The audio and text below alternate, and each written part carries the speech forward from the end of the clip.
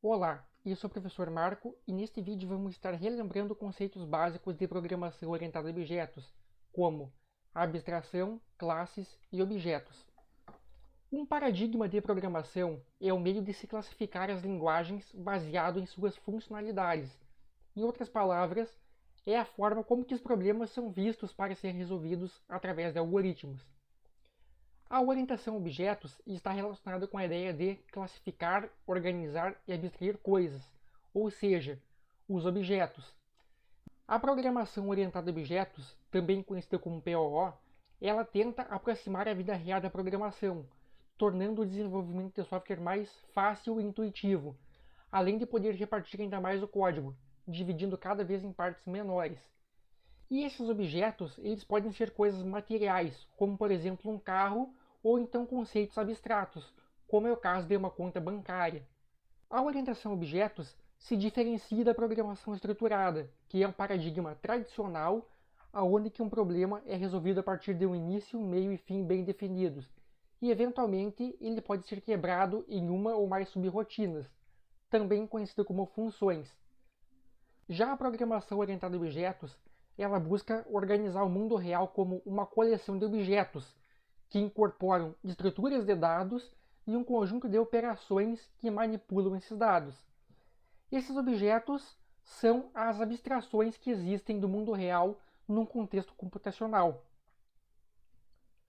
Dentre as motivações que existem para a utilização da orientação a objetos estão a maior organização do código. Uma vez que o código é mais bem dividido, fica mais fácil organizar ele. Os componentes reutilizáveis, eles possibilitam o reaproveitamento de código. Copiar e colar um código não é reaproveitamento. Imagine se você colasse um trecho de código em 5 ou mais partes de um sistema e descobrisse algum bug. Agora pense no trabalho que daria para corrigir esse código em todos esses locais. E depois de 3 anos, você se lembraria aonde foi que esse código foi colado? Componentes reutilizáveis significam escrever um código e esse componente é utilizado sempre que necessário. Ao precisar fazer alguma modificação, basta modificar esse componente, que todos os locais que utilizam esse componente automaticamente serão modificados. E por fim, a maior qualidade se dá em razão da maior organização do código e também devido à reusabilidade, que significa poupar tempo. E temos o conceito de abstração, que é utilizada para criar classes, que é o elemento fundamental de qualquer programa que utilize a orientação a objetos. A abstração, ela é a habilidade de se concentrar nos aspectos essenciais de um contexto qualquer, ignorando as características menos importantes ou acidentais. Para compreender melhor isso, tomemos como exemplo os seguintes objetos. Ao colocar o olho nesses objetos, já sabemos que se tratam de bolas, ou seja, pertencem à classe bola. Também podemos perceber que esses objetos possuem características diferentes.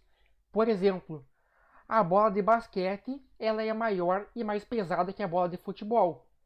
Já a bola de futsal ela é um pouco menor e mais dura que a bola de futebol de campo. Desse modo, a classe ela é uma abstração de características comuns a todos os objetos da mesma classe. Quais as características da classe bola? A classe bola possui um tamanho que varia de acordo com o esporte no qual a bola é utilizada. Por exemplo, a bola de basquete tem tamanho 6 ou 7, enquanto que a bola de futebol tem tamanho 5.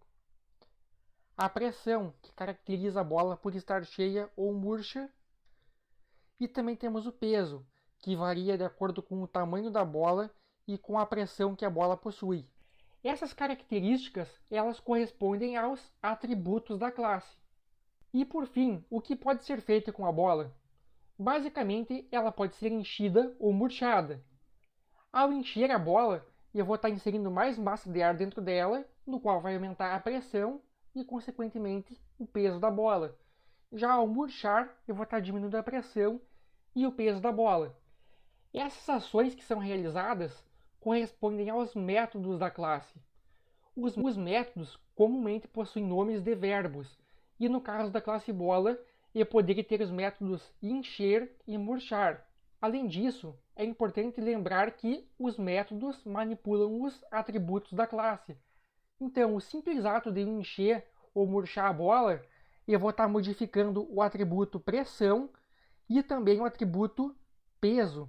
Por fim, é importante lembrar que classes não são objetos, mas sim a estrutura de um objeto. Uma classe só vira objeto quando é instanciada e vai para a memória do computador. Então, nesse vídeo, relembramos conceitos básicos, mas fundamentais da orientação a objetos, que fazem parte de qualquer linguagem de programação que utilize esse paradigma.